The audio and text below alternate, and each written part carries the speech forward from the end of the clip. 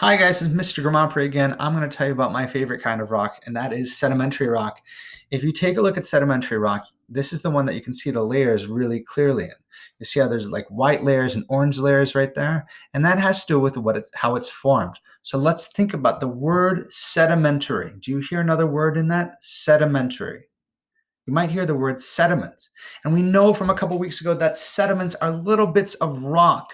They get broken off larger pieces through the process of weathering, and then they get carried away through the process of erosion. So weathering and erosion, any rock that can happen to, it's going to turn into those little bits and then it'll get carried away. Eventually what'll happen is it'll get swept up into a lake, and then in a lake, what happens to rocks? Well, they sink. They sink to the bottom. You'll get a nice, neat layer. That's called deposition. And then as other rocks fall on top of that, they get crushed down. So there's a bit of pressure that makes them stick together. Not as much pressure as inside the earth, but a little bit of pressure. And then it's a process called cementation too. So just like cement, they get stuck together as they're at the bottom there. So let's think about this. You've got sediment in the parking lot. Let's say that there's sand in the parking lot. And when does that sand seem to go away? Well, usually when there's a big rainstorm, because the rain comes and sweeps all the sand away. And as long as that water's moving fast, like in a river, that sediment can stay in the water. And that's why sometimes rivers look kind of muddy, because they've got lots of sediments in them.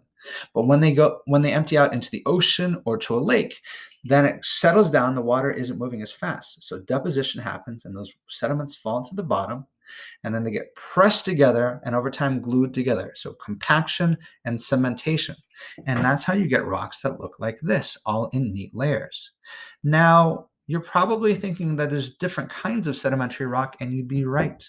This is a sedimentary rock that feels very rough, and it's hard to see this, but it's almost feels like sandpaper, and it's because it's made of little bits of sand. So this is just sand that have gotten swept away and settled to the bottom, and this is sandstone. And sand's a really pretty, it's a reasonably small sediment. But if you look at this, you're going to notice that there's bigger pieces of sediment in this.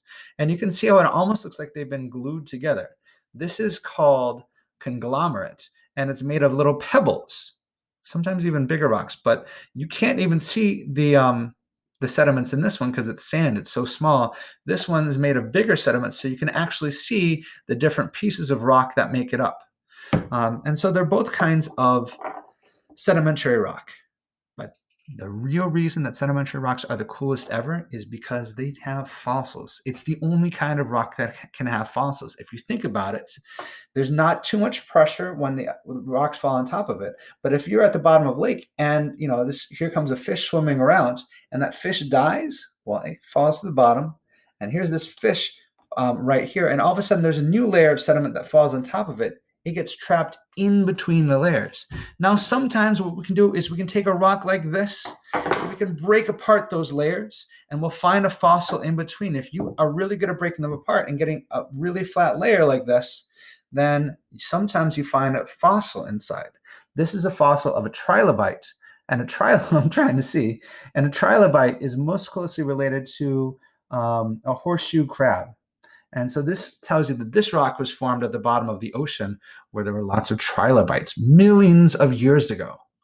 And that's really cool. I want to show you another rock here. This is called limestone. And in this rock here, I don't know if you can see right there, right where I'm showing you, I can see a shell right there. And all over here, you're going to see little bits of things that are parts of broken shells. You see all those right there?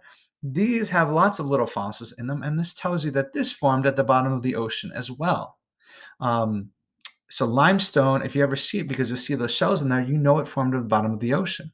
Now, if you find certain other kinds of rocks like coal, or there's lots of rocks where we find plant fossils, but coal actually, we can tell that it's made of a lot of plant matter, which means that it's dead plants that got stuck in all those sediments and everything and compressed down, and over hundreds or thousands of years turns into sedimentary rock.